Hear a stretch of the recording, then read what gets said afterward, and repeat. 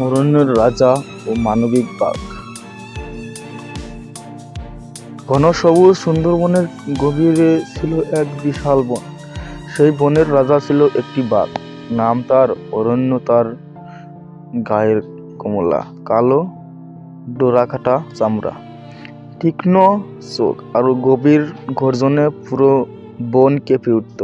কিন্তু অরণ্য শুধু ভয়ঙ্করই নয়, সে ছিল বিচক্ষণ ও ন্যায়পরায়ণ।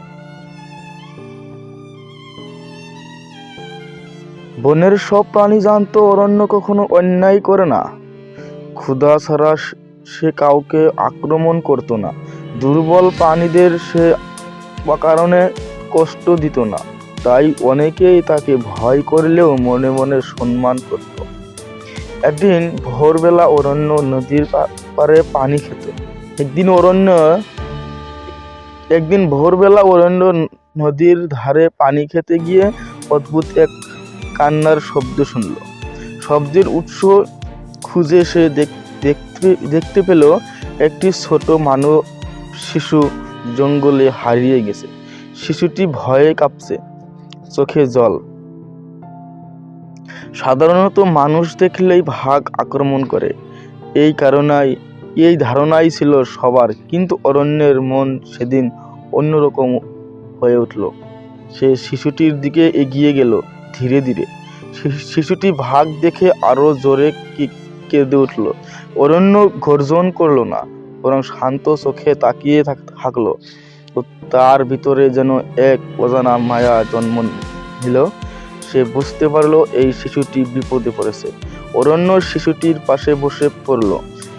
তার উষ্ণ নিঃশ্বাসে শিশুটি ধীরে ধীরে শান্ত হলো। তারপর অরণ্য তার লেজ দিয়ে ইশারায় বুঝিয়ে দিল, ভয় নেই। শিশুটিকে সে ধীরে ধীরে বনের বাইরে যাওয়ার পথ দেখাতে লাগলো। বনের পথে পথে হরিণ, বানর, পাখিরা অবাক হয়ে এই দৃশ্য দেখেছিল।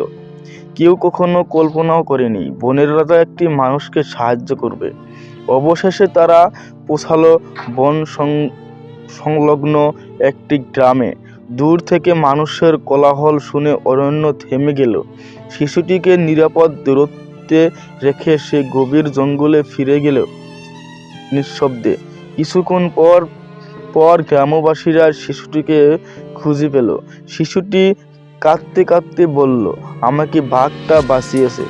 গ্রামবাসীরা প্রথমে বিশ্বাস করতে পারল না, কিন্তু শিশুর চোখে জল ভয় নেই, ছিল কৃতজ্ঞতা। সেই দিন থেকে এই গ্রামে কেউ আর অরণ্যকে অকারণে শত্রু ভাবেনি। অরণ্য এই কাজ বনের ভারসাম্যও বদলে দিল। মানুষও বনের মধ্যে একটু হলেও বিশ্বাস জন্মালো। অরণ্য বুঝতে পারলো শক্তির আসল পরিচয় দয়ায়। সেদিন থেকে সে শুধু বনের রাজা নয়, হয়ে উঠল অরণ্যর রক্ষক।